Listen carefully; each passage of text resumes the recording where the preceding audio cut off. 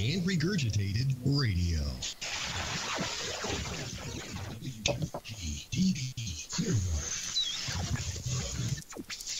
Let's talk.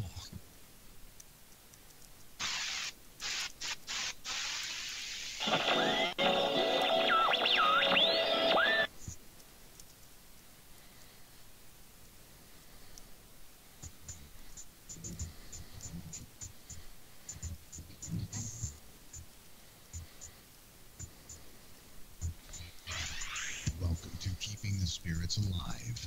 Join your host, John Tobin, as he and his guest co-host bring you cutting-edge interviews and topics of the paranormal world. Founder of Glory Haunt Hounds, John's interest in the paranormal began after several out-of-body experiences as a child, and escalated when he witnessed his first full-bodied apparition. John's love of history and preserving the haunt has fed his radio and speaking career, and now he shares his knowledge and experience with you to assist him in keeping the spirits alive. Now, here's your host of Keeping the Spirits Alive, John Tobin, on WGOG Digital Broadcasting.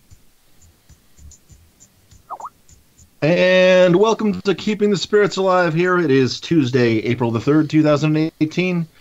Thanks so much for being patient with me as I sort through life and get back on the air. It's been a few weeks since I've been on, so I appreciate your patience. But here we are with a brand new show, and I have a great guest for you this evening that I'm really excited to talk to.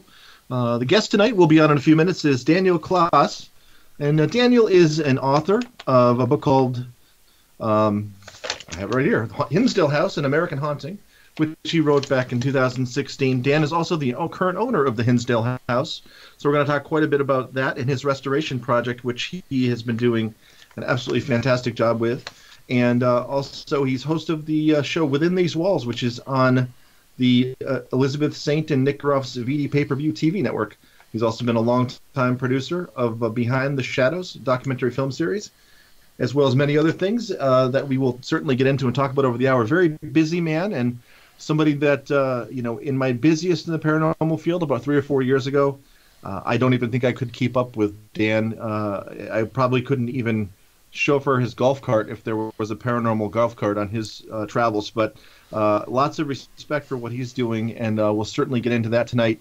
A gentleman who certainly has a love for historical preservation, which is near and dear to my heart. So that means a lot to me to have Daniel on tonight, and really looking forward to talking to him. Before we get to that, we're going to do a couple things on the air tonight. I'm going to do my regular segment a little bit that I like to call News of the Weird. We'll get to that in just a bit, but a couple of small announcements for you. After a bit of a hiatus, I don't think I did any events in 2017. I probably did one. I don't remember. Oh, I did sort of one, but not really. Got a couple things coming up this year, and I'm very excited about. Actually, 4 things I can talk about. 3 I can actually talk about, and the other one hasn't been announced yet by the promoter, so I will wait until the next show to announce that. But coming up real soon, in just a few weeks, on April 23rd to be exact, I will be hosting this month's meetup at the I-84 Diner in Fishkill, New York, which is an event that's hosted monthly by the Ghost Magnets with a Twist out here in New York. And I am going to be the monthly meetup host. And I'm planning something a little bit different for that, something that I haven't done in any of the other events that I've done in the past. So if you're in the Fishkill, New Yorks, which is the Newburgh, that area sort of south central, about an hour, about 40 minutes from the city or so, 45 minutes from the city. If you're in that area on April 23rd, join us for dinner at the I-84 Diner. I believe the whole meetup starts around 7 o'clock, 6:30, 7, somewhere around there. They always have a great turnout, too. Some of the other folks that have hosted that meetup last month, it was Rosalind Bown and Mike Lewis, who were my guests last month on the show. John Zaffis has been down there and hosted it. Just many great, Brian Cano, many great people from the paranormal world have been down there and hosted the meetup. They asked me to do it a few years ago, and I wasn't really doing anything at the time. So I just wasn't doing any events and kind of stepped as listeners of the show. No, I stepped out of the realm for quite a while. But I told them, it's been a long time, so I'd be happy to do that. So that's coming up April 23rd, again, the Fishkill Diner. There's no tickets or anything like that. It's a totally free event. Of course, you're encouraged to order food from the Delicious Diner, which is a great place. And I believe you just go on Facebook, Ghost Magnets with a Twist, just let them know you're going, so they make sure they save you a seat, and that's all you got to do there. Coming up, I have another event also in July, which I'll be announcing the next show. It's an official appearance, but like I said, the promoters haven't announced it yet, so I will wait. Coming up September, ways off yet, but September 14th and 15th, I'll be appearing at the Hunting the Haunted Paracon, which is in Londonderry, New Hampshire. I believe my guest tonight, Daniel Klaus, is also speaking at said Paracon. So that'll be another opportunity for me to catch up with Daniel at that time and find out how crazy his summer was, which I'm sure we'll hear a little bit about tonight. So September 14th and 15th, you can get your tickets at huntingthehaunted.com and online at Facebook. There are a lot of links for that. Eric Knapp, our good friend, is putting that on. And then in October, I believe October 12th and 13th, I am the Master of Ceremonies for the AuthorCon and Screenfest, which is also here in New York. I believe it's in Oneonta, New York, at the Holiday Inn Express. So it's going to be a busier year for me. I'm nowhere near as busy as a lot of my friends, including Daniel, but I have been very busy before. So to do 3 or 4 things during the summer is a big deal for me. It's been quite a few years since I've done that. So I'm looking forward to seeing as many of you out there as I can at some of these great events. If you need any more information or details on any of these great events, just go to Facebook and look up Screenfest and AuthorCon, look up the Ghost Magnets with a Twist meetup, and look up the Hunting the Haunted Paracon for more details.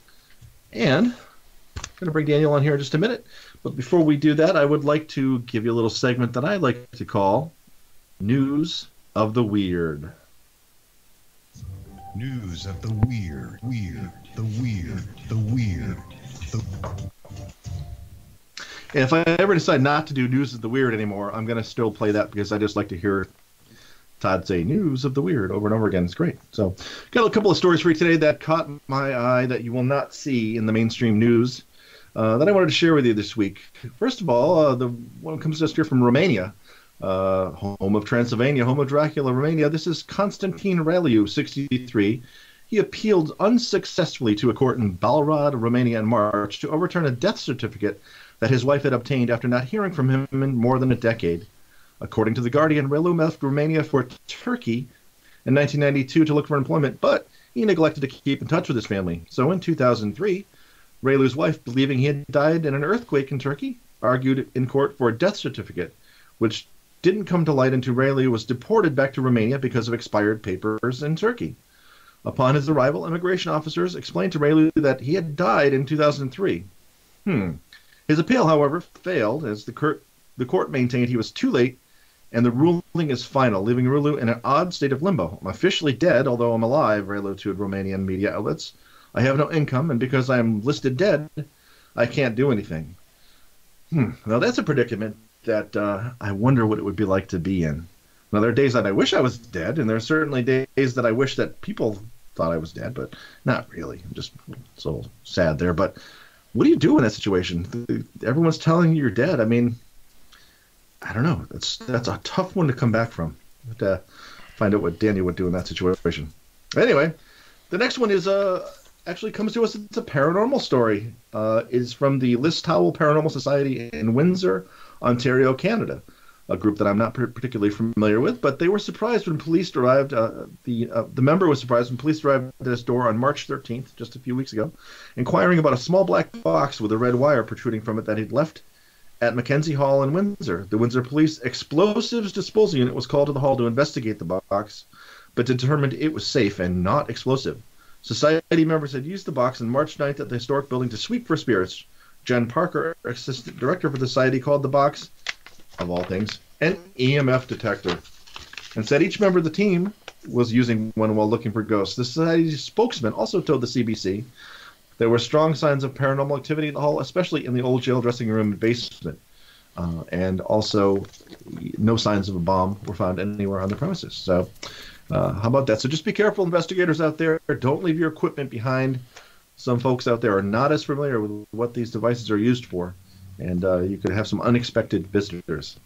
So here's another interesting story, and the things that make you go, department. So we have experienced wait times in the emergency room. They're notoriously long. It's kind of like visiting the DMV or some place where you just go and you make an appointment, you show up early, you're there on time, you're waiting for seemingly sometimes no apparent reason. Well, wait times in emergency rooms can be notoriously long, and Danny Kaczynski's experience was no different. On March 6th at the Villages Hospital in the Villages, Florida, the Lady Lake resident, 61, was at home earlier in the day when a neighbor called 911 to report Kaczynski was drunk and suicidal. According to WOFL-TV, first responders took him to the hospital, where he waited for 2 hours to see a doctor before getting exasperated and stealing an ambulance to drive home. Kaczynski parked the ambulance in the driveway of the neighbor he thought had called the police about him, and when Lake County Sheriff's investigators tracked him down, they found Kaczynski curled up in the trunk of his own car in the garage. Kaczynski was put on a no-bond status because he is still on probation from a 2017 drunk driving charge. And the things that make you go, and you can't make this stuff up, department. Give you one more little story here before we bring on our guest. I had a couple to pick from here. Which one do I think is the best here? We got some from the weirdest stories always come from Florida. I always say that, and it's either Florida or Texas. I always have the weirdest stories, and occasionally Europe. But this one comes from Texas. Now that we mentioned Texas, so Anna Lisa Garza, who is a Starr County District Judge in South Texas, she's running for the state of House seat in District 31. Garza has received almost $90,000 in contributions to her campaign, but more than $50,000 of that has been in a most unusual currency. Well, what currency, may you ask, is this $50,000 contribution in? Well, it's, of course, deer semen. Deer breeder Fred Gonzalez, treasurer of the Texas Deer Association, said breeders often donate semen straws, and I'm not sure why they're called straws because, well, anyway, instead of money. Semen is a very common way for us to donate.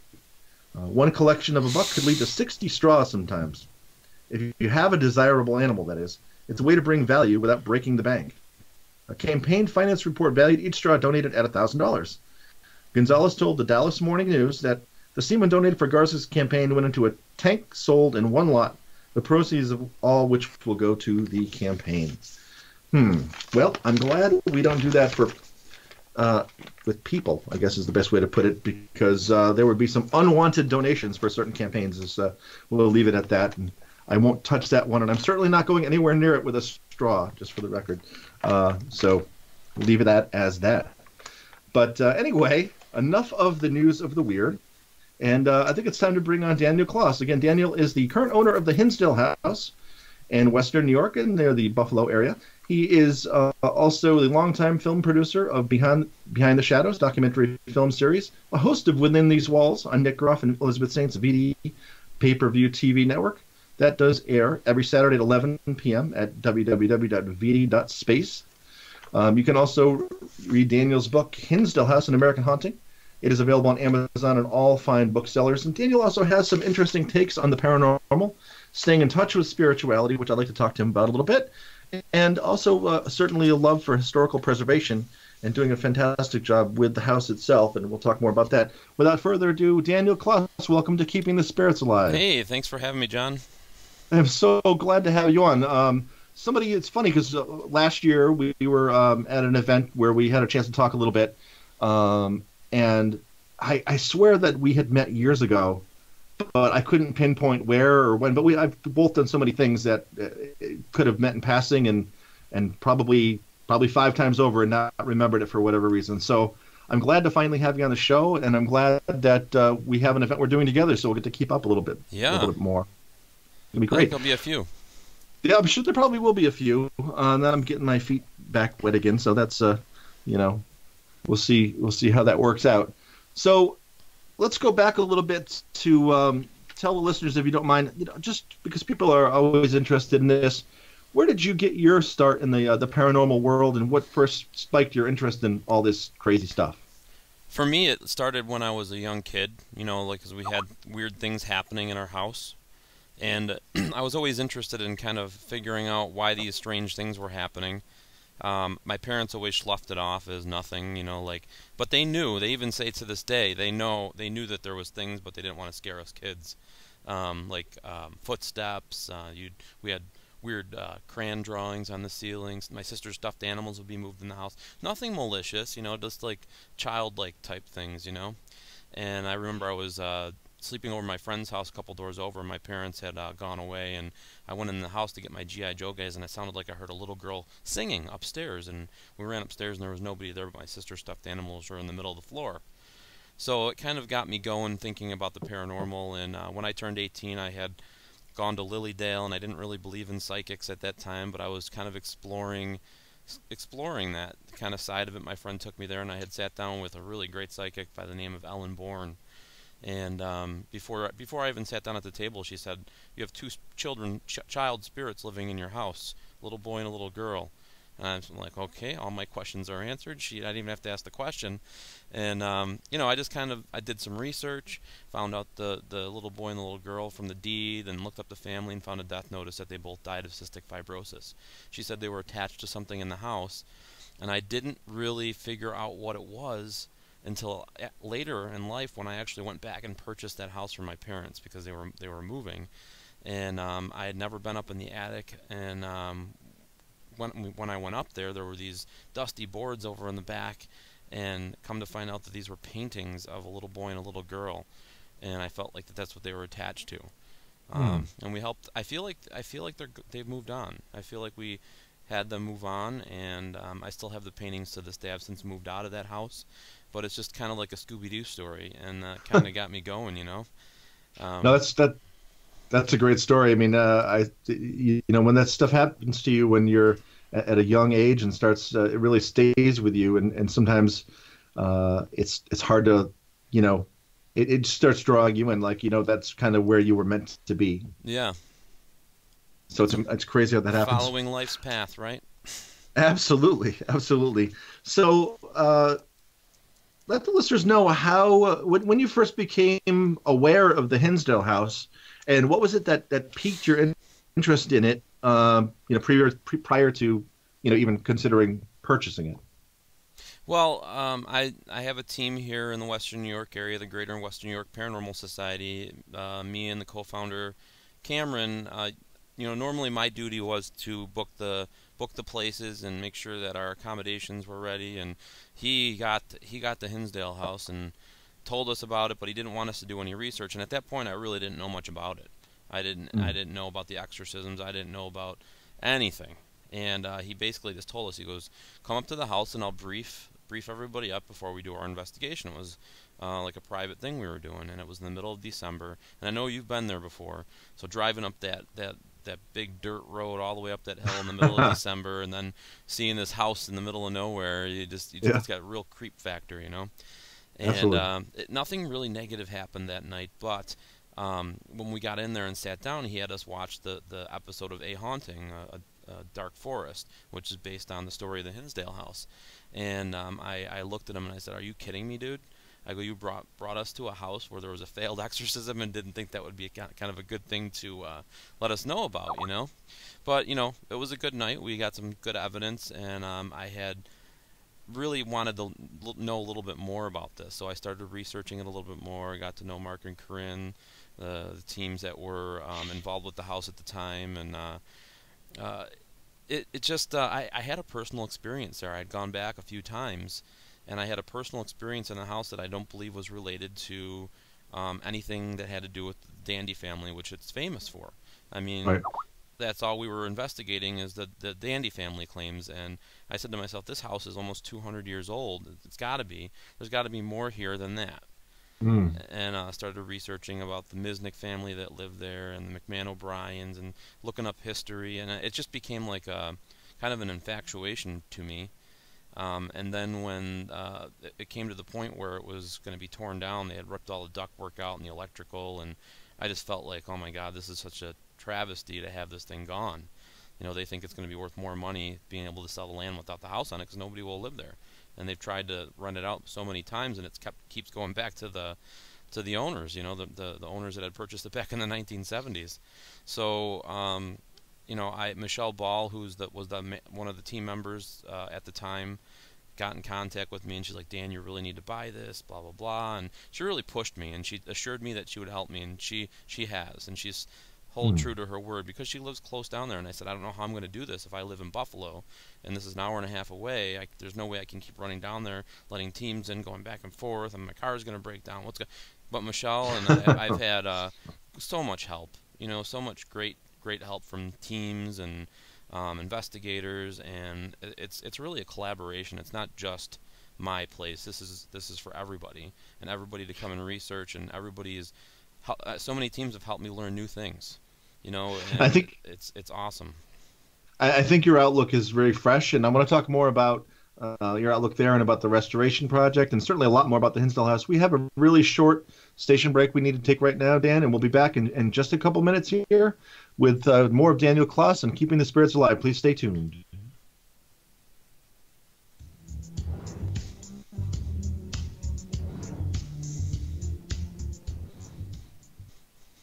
If you call other talk stations, all you get is, "Hello, we're sorry, but no one is available to answer your call at this time." But at Let's Talk Radio, we're here for the best talk.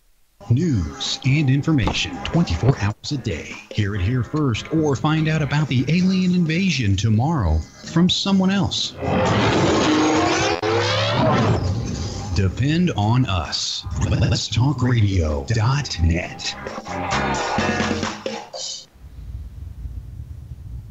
In 2012, Keith Linder, after successfully obtaining a management position at a prestige healthcare company, decides the time is right for him and his girlfriend to move in together. That's putting things lightly. Weird things begin to happen within days of moving into the modern suburban home. The horrors they witnessed and desperately trying to fight off would end up putting them at the odds with members of the paranormal community and themselves. This gripping story, told from the house occupant's point of view, not only lists tales, but also includes pictures, video reenactments, commentary, and audio of the events being reported. Author Keith Linder does not ask you to believe him. He only asks you to listen. The Bothell Hell House by Keith Linder, now available on Amazon. The book, The Bothell Hell House, the author, Keith Linder. Order yours today on Amazon. Terry Lovelace is a 64-year-old retired lawyer and former assistant attorney general. The earliest alien experience Terry can recall was when he was 8 years old. Incident at Devil's Den. In May of 1963, he saw a UFO and described it as a perfect silver disc. 3 years later, on a clear night, he saw a second flying disc outside his second-story bedroom window. Incident at Devil's Den. In 1975, while serving as a medic in the Air Force, he witnessed yet another UFO hovering 50 feet over an ICBM missile silo. Incident at Devil's Den. 2 years later, while he and a friend were camped in an isolated state park known as Devil's Den, Terry had a life-changing fourth encounter. Not only did Terry and a friend witness an estimated 5-story high UFO, but this fourth encounter would be an epic, life-altering event. Incident at Devil's Den by Terry Lovelace. Digital download or paperback, now available on Amazon. We interrupt our scheduled programming to bring you the following conspiracy theory. Humpty Dumpty was pushed. WOG-TV Clearwater. Let's talk. And welcome back to Keeping the Spirits Alive. John Tobin here. We are joined this week with our guest, Daniel Klaus.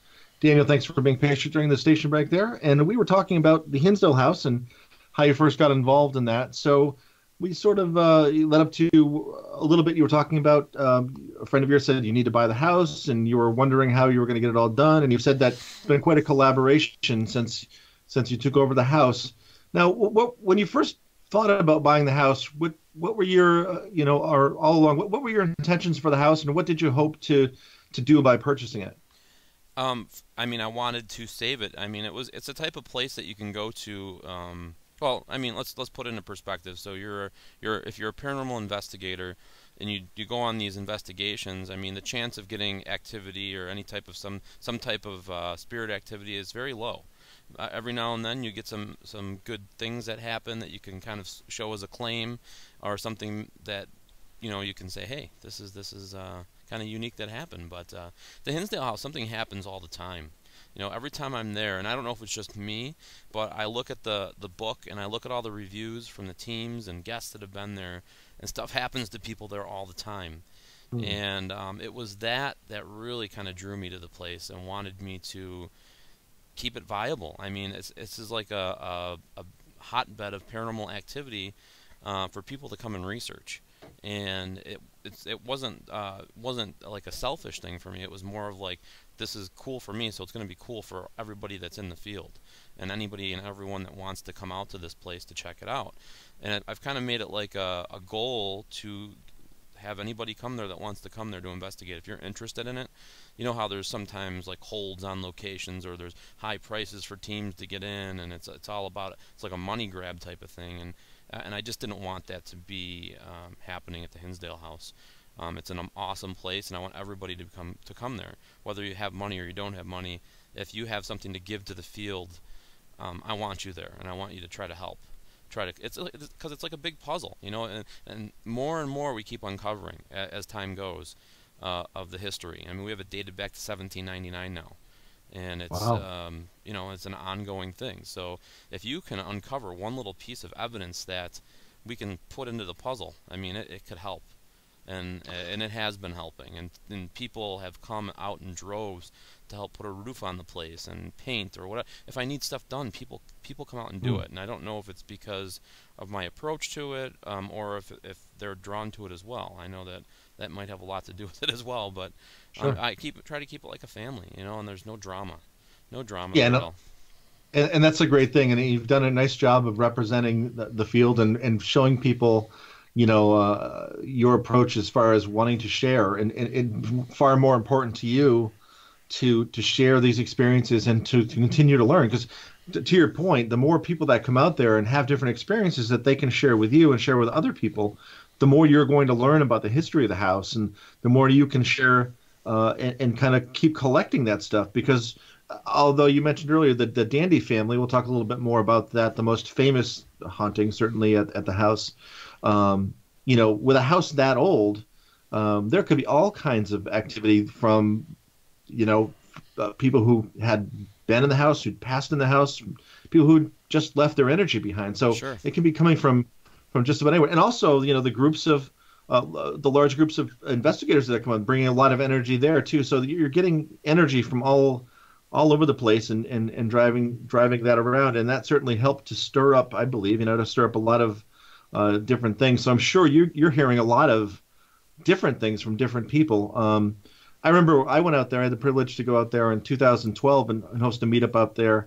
And for me, it was like I didn't have one particular profound experience, but I had this, and I'm imagining I'm not the only one who's had this, but I had this feeling that every room I went to, I was being watched, or someone was following me, or just kind of not like in an evil way, but more like a curiosity, like, what is everybody doing here kind of way. And I sort of just felt that energy sort of following me around the house. And there were other people that had some pretty, great experiences that night. And I just, it stuck with me. And it's like, it's one of those places that I'm sure I'll come back at some time soon. But, have you had that experience of just Yeah. feeling like you're being followed around the house? Yeah, inside and out. I mean, it's both, and it's all the Yeah, time. that's- You don't ever feel like you're alone there, ever. Yeah. Yeah, and that's the feeling I got. I mean, there were a lot of people there, but I certainly could feel that energy. And it was like, okay, so I'm going to go, upstairs. And then I felt like whatever that energy was, it's just going with me. And it wasn't communicating with me personally, but there were certainly other folks that were having some pretty cool experiences in the house that night. So I can imagine, and that's one night. So what do you feel, in your opinion, what's the most profound or interesting thing that's happened to you in your experiences at the house? Well, right at the beginning stages of me falling in love with the place, it was experience I had in the kitchen. The electric was gone. There was no rhyme or reason for EMF spikes in the house at that time. The doors were left open, and this place was actually getting ready to be torn down.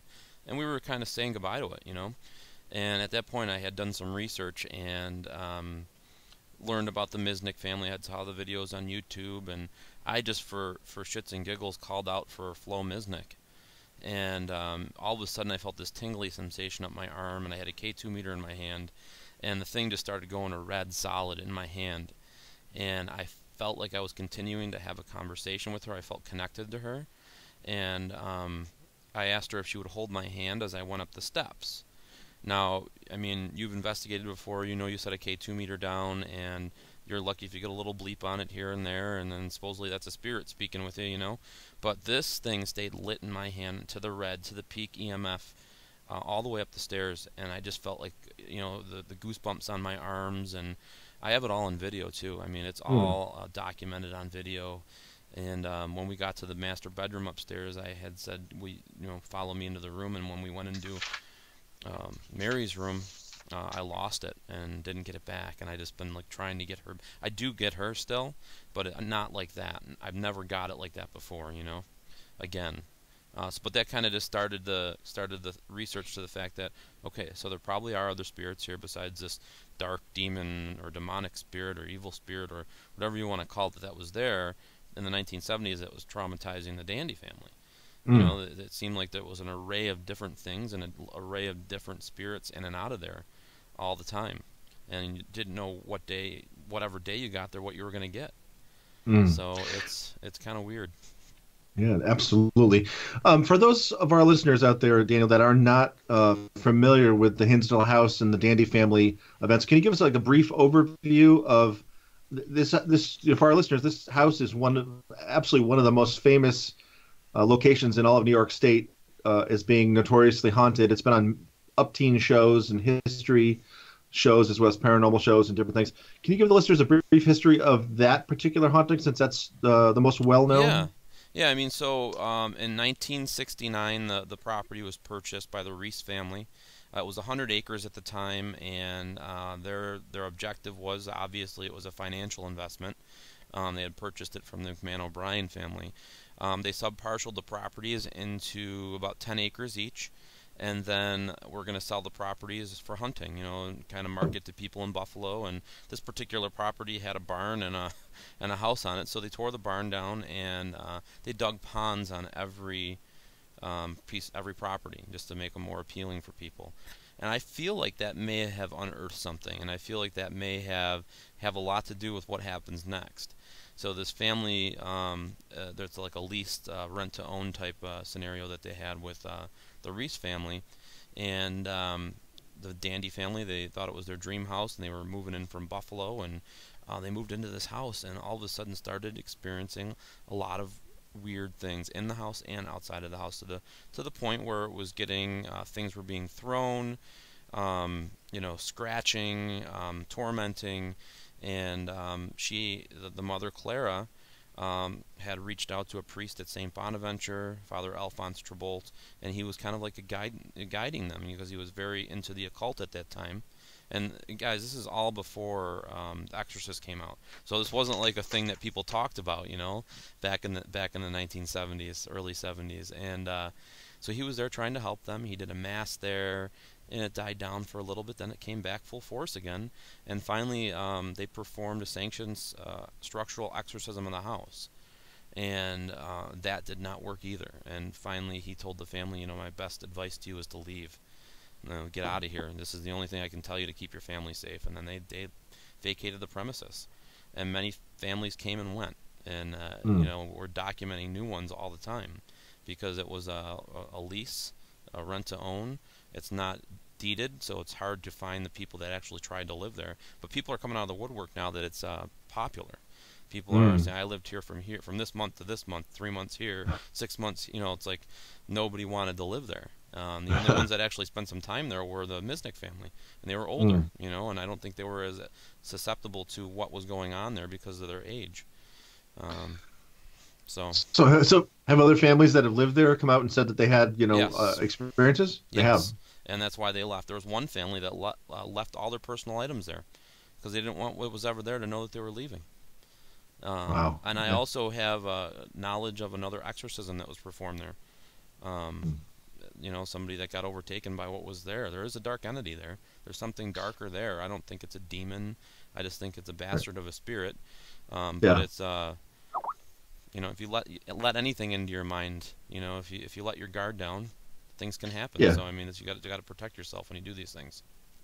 Right, and I think that's important to note, the folks that are thinking about coming out there. I agree with Daniel. I've only been there once, so he knows a lot more about it, sort of way a lot more about it than I do. But I agree. I don't think whatever's there is demonic, but whatever presence is there, there is something dark, and there is also I've from experiences from people who have told me, there's probably some light energy there too. Do you think? Have you had experiences with that? 100%. There's so many different theories and different things that we've caught that are unexplainable, that I can't even pinpoint to even fathom what it might be. So it's definitely perhaps. Right. Oh yeah, yeah. But just for people, it's safe. There are people there. We haven't had any reports of people being injured or anything like that. It's always a concern with people when they hear the word exorcism, they hear dark past. I wouldn't go there and antagonize the energy, and I certainly wouldn't go there and provoke it. But I think that you'd be safe, and there's certainly people that have had lots of experience that are there. So if you're thinking about going, before I forget, why don't we give the listeners where they can find out the information as far as getting merchandise about the Hinsdale House, as far as purchasing copies of your book, and as far as getting information about how they can come out and research there as well. Yeah, I think that the easiest way is I tried to centralize everything. Just go to my website, danielklaes.com. And there's links for Wildwood, there's links for Hinsdale, there's links for merchandise and upcoming events that I'm going to be at, and ticket sales for those as well. Excellent. I just want to make sure we got that in. I'll probably remember again later, but just to make sure I didn't forget. So you've been involved in the paranormal world now for quite a while. You've been doing work with the Hinsdale House. You've also been doing some work with Nick Groff, and his show came out, Paranormal Lockdown, came out to the Hinsdale House. Yes. Tell us a little bit about the experiences that Nick and his team had when they were at the house, for those who didn't see the show yet. Yeah, I was there. That was kind of just crazy for me to think, okay, I got this email, and the person that reached out to me was Nick's cousin, and it was. They knew more about the house than I did at that point, so I was really enthralled. Because, you get people that send these emails saying, oh, I do a show, and can I get the place for free? And they try to, bamboozle you or whatever, But I got this email, and because of the vast knowledge that they had and the research that they have done already, I really wanted to find out more and talk to this guy. And then they wanted to come and film their show there that wasn't on TV yet. And I said, you know what, I'm going to take a chance on this. Let me take a chance on this. They're offering some money, and we really need to put this towards the roof, and it just all kind of fit in well at that point, And then I got the contract in the mail, and it was Groff Entertainment, and I was like, "Are you kidding me? This is one of the big guys, Okay, yeah.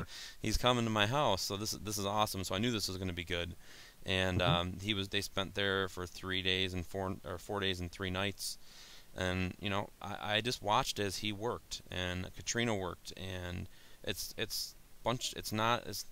I know it's summed up into an hour TV show, but they worked the whole time they were there. He was tired. He put everything into it that he had. He really wanted to push the field, and he really wanted to, because it was like kind of a stalemate, all the shows were doing the same thing, and everybody had the same equipment. Everybody could get the equipment, so he was pushing it with new equipment, trying to do new spirit boxes and just different things that nobody's ever seen before, that new inventors were coming out with to experiment with. And I really thought it was awesome what he was doing. So, and I really have a lot of respect for him, and I would stick up for him. There's a lot of people that say some stuff, about how he investigates and he doesn't take it seriously, and it's just a TV show. But I was there for 2 filmings. I was there for Statler, because I was involved with that one, and I was there for the Hinsdale House, and I know how he works. He takes it very seriously. And, he had a personal experience there as well, where he felt like this dark entity that is there followed him, and he let it into his head, and that was his goal, though. He knew what he was doing, and he let his guard down, and followed it. It followed him home, and it's funny because when he left, we were getting a lot of EVPs saying, "Where's Nick? Where's Nick?" It was just weird that he was getting called out, and I know I sent a bunch of them over to him as well. I always found it really fascinating when spirit connects on a personal level like that by name. And I've had a few locations out here, one in particular that was kind of my stomping ground or a training area or whatever you want to call it. Didn't own the place, but had the keys to it. Would go there, a lot. And, they would know my first and last name, and I would say hello, and I'd get the name over, things like that. So it's really cool when you start making that connection, and then you can start sort of putting some pieces of the puzzle together. I'm imagining you've been there enough times now. Where have you had experiences where you've heard your name on recordings? Oh yeah, yeah. They know who I am. Yeah, absolutely. And so I'm imagining that, one of the cool things that I think you're doing, I want to talk a little bit now about the restoration project that you're doing. So restoring the house, now that you said the house is about 200 years old-ish. Yes. In that time frame. But we're restoring, or not I had nothing to do with it. You're restoring it, the folks that are helping you are restoring it to its 1970, early 1970s era, where it's most known, or where it's most remembered from. What was the reasoning behind that, and how far along in the restoration are you at this point? We're getting. I mean, the house is stable. We have a complete new roof on both sections of the house. The septic had to be all redone. We had to get a new well put in to get water pumping back to the house. And being able to use the bathroom and running water and using a toilet. So we had to have all that done, and it's quite expensive. We had to remove a beehive of 500,000 honeybees out of the floorboard of Mary's room. And, I didn't kill those bees, just so everybody knows. I had them removed and there's haunted Hinsdale honey, at a farm down the road now. But of course there is. It wasn't. Yeah, I couldn't kill them. I mean, all these stories about bees nowadays. You don't want to. Yeah. So we had those removed peacefully, as peaceful as we could, and it was unbelievable. It was honeycombs about 4 foot into the floor. Those bees have been there for a long time, and Clara talks about them in her book from the 1970s. Can you imagine the things that they've seen and heard? Oh my God! Well, the funny thing is this room, Mary's room. This is where. In the show, the flies are, and all the bugs are drawn to this room, and this is the room where all the bees were too, underneath the floorboards. 500,000 of them. So it's wow. Coincidence, I don't know, but it's pretty neat. And we've gotten internet installed there because there's no way to communicate with the outside world when you're up there, which is an extra creep factor. And so we did have the only way I could get internet is through satellite. So we have satellite internet, and we have these little mini towers for Verizon and. So people can actually communicate and go live, and that was one of my goals, is to actually get it shown to the outside world so people could actually see it. So now we can actually stream with cameras online and things like that. Right. And other teams that go there so they can go live as well. But I'd say with the house, we're probably about like 75% there. We still got to do some work in the basement with the bricks, and we got to finish the kitchen ceiling, and we got to finish up the bathroom. We remodeled the bathroom to usability at least, and and that's about it. And then we'll get some new windows put in, and that'll be it with the house as far as what I want to do to fix it up. The next step I want to do is build another structure on the opposite side of the driveway. What will act as a base camp for teams that are coming in, so we'll really cater to teams that are coming in. There'll be sleeping quarters there and connection to the house, so it'll just help with the elements, so it's not there's not that much contamination with teams when they come in to do the investigation. So they'll actually be able to go to into a static location and be able to be inside the house watching what's going on. And also part of that will be a museum where we're going to actually showcase some of the items from the 1970s. I have some of the I've been bestowed some of the things that were used during the exorcism and some of the items that were in the house, and then I have a lot of paperwork and documentation from Clara, Dandy, and an account of the exorcism that happened written down from her, and just some really cool stuff that I want to display and be able to show everybody. It's not easy for me to just leave it out, thinking that hands can't walk away with it, and it's a one in a lifetime piece. So, right. But these are things that I'll have copies of, and I'm going to place it out there for everybody to see, so they'll have the knowledge as well when they come to the house. I just love that you're doing that. I mean, I love historical preservation, and to preserve it to that level and have that ability to share that information and share those things with people. It's just just fantastic. So thank you for doing that. Are there any members of the Dandy family still living? Yeah. Oh yeah. I mean, unfortunately, Phil just died. He was in a car accident. He just died recently. Clara is still alive, and I've communicated with her on many occasions. She's, she feels done with it. I think she's been screwed over many times with that place. I'm trying to make it right with her, and I'm hoping with a future project that we have going on, it'll benefit her.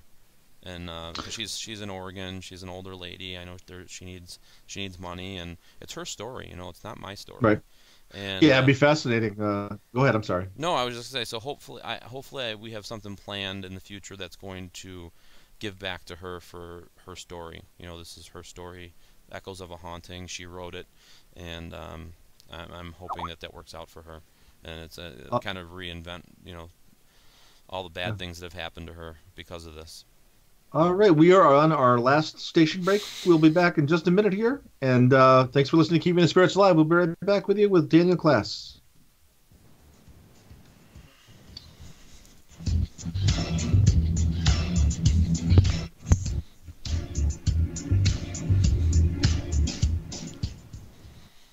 Let'sTalkRadio.net.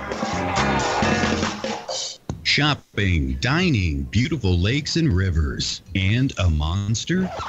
Welcome to Braxton County, West Virginia. Centrally located, Braxton County, West Virginia is the ideal place to visit. Natural beauty and recreation abound with 2 beautiful lakes for easy kayaking and canoeing, and many hiking trails. Did we mention the Flatwoods monster? That's right. Visit Braxton County, West Virginia's Flatwoods Monster Museum. And not only learn about the Flatwoods Monster, but walk in the same footsteps as the people who witnessed it. Nearly all of our attractions can be found within a few miles of Interstate 79. Visit us online at braxtonwv.org. That's braxtonwv.org. Braxton County, West Virginia. Center yourself here. Since 1948, Fate magazine has delivered a one-of-a-kind reading experience, covering everything from psychics, UFOs, paranormal investigations, and more. To subscribe, visit fatemag.com or call 828-702-3032. That's 828-702-3032. Subscribe and find your true reports of the strange and unknown at fatemag.com.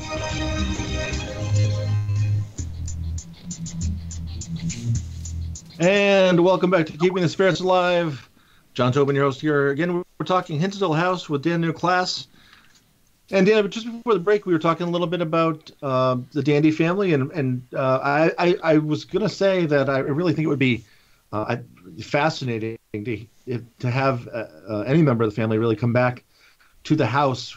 You talked about maybe something in the future. Would that even be consideration for them? Would they be willing to maybe even consider coming back to the house after what happened to them? I don't think so, but I think that they may consider doing an interview. Right. So hopefully we'll be able to at least do that. She's older now, and I think her feet are in Oregon, so that's where we'll probably have to go to speak with her about it.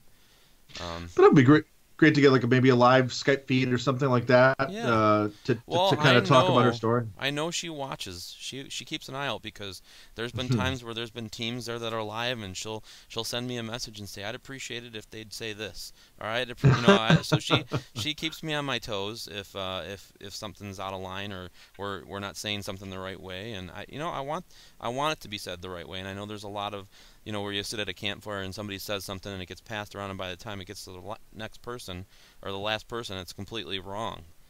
So I try to keep going to these events and talking to people about the place and trying to get the history as proper as we can, so everybody's on the same page with it.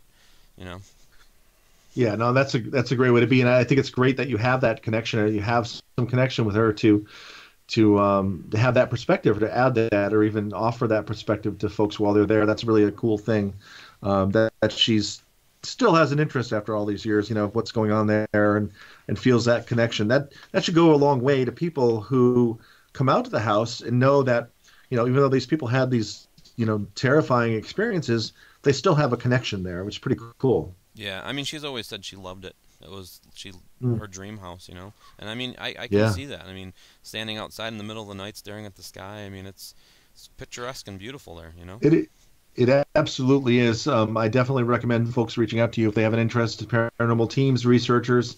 It's certainly a remarkable location, and definitely go to Daniel Klaes, Klaes.com, to get more information on that. Daniel, let's talk for a moment, if you don't mind, about some of the other things you're involved in. You have an involvement with the Wildwood Sanitarium. Tell the listeners a little bit about that location and what is your involvement there. So basically, my friend Lori Ann Wagatha, she was a regular at some of the ghost hunts I facilitated at different locations, and just became a good friend. And I remember we were having my 40th birthday party, and she came to the surprise party. She was in on it, and her husband came, and her daughter, and she said, "Dan, could I talk to you for a second?" And pulled me in the back room and told me, she goes, "There's a sanitarium out in Salamanca, and I love it to death, and I think I'm going to buy it." And she was asking me about what I do and how can we make it viable and try to restore it, and kind of recreate what I'm doing at Hinsdale House at the Wildwood Sanitarium. And I've just been, helping. I help with all the bookings. I book the whole place. So what I've been doing is co-marketing it with the Hinsdale House. Hey, you're a team. You want to come to Hinsdale House? Why don't you spend the weekend in Cattaraugus County and do 2 locations? And it's the same price, and it's fair. It needs a lot of work to as well, but it's got a lot of history, and I've had a lot of things happen to me there as well. I mean, I wouldn't say it's as busy as the Hinsdale House, but it definitely has its spirits there. It definitely has some residual stuff happening, and I believe that there's some other spirits there as well. It's also going to be featured on Paranormal Lockdown Season 3 when that airs, coming up soon. So we're excited about that.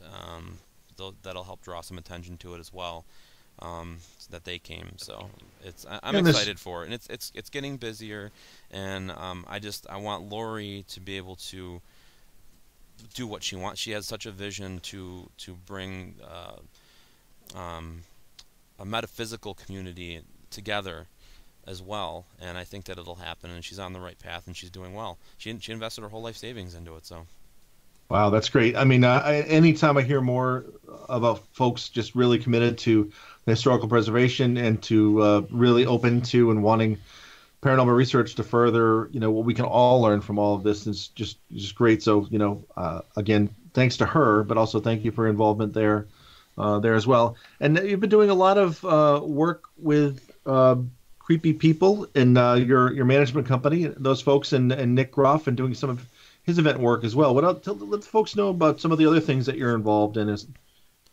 Well, I mean, they offered me to do a show on their network, Elizabeth St. and Nick Groff, on VD Space, and we've done 5 episodes so far. We're focusing on our Western New York community right now and doing some local spots. We just did Statler this past week, and we have a bunch of cool locations lined up locally that we're going to be able to highlight on the network for people, so I'm really excited about that. And we've been to New Jersey, Philadelphia, the Salem Mansion, the Murdoch Whitney Mansion, the Selma Mansion, I mean, the Duke School. I mean, just so many really cool places. I just love the fact that I'm able to get into these places and investigate where I normally wouldn't have been able to. And it's kind of like a ghost hunt on speed, because we only have an hour and we have to do it live. But it's unique in an aspect where people are actually getting to see what we do live. Sure. Those that see the 1-hour shows. That might be 3 or 4 days edited into an hour, and you just get the best. This is us, me, 3 of my friends doing what we do, cramming it into an hour, and hopefully something happens, or at least you're going to get some good history on the location and really get to check it out. And it's been a lot of fun so far, being able to do that and feature some of these locations that we've been at. Wow, that's great. So, Daniel, thank you so much for being our guest this week on there's more than one of me. My guest this week on Keeping the Spirits Alive. It's great to get to talk to you, and I very much look forward to seeing you soon, and hopefully I'll make it out to the house here one of these days, and we'll that'd be fantastic as well. So, thank you so much again. It's Daniel Klaes, KLAES.com. For information on how you can book the Hinsdale House for your team or Wildwood Sanitarium. Certainly check out Daniel's book, Hinsdale House, An American Haunting, which is available at Amazon and many other fine retailers. Dan, thanks so much, and we'll talk to you very much. Talk to you soon, hopefully. All right, thank you so much for having me. All right, have a great night now. Have a good night. All right, listeners, we'll see you again soon. Keep the spirits alive. Until then, take care, and keep the hauntings alive.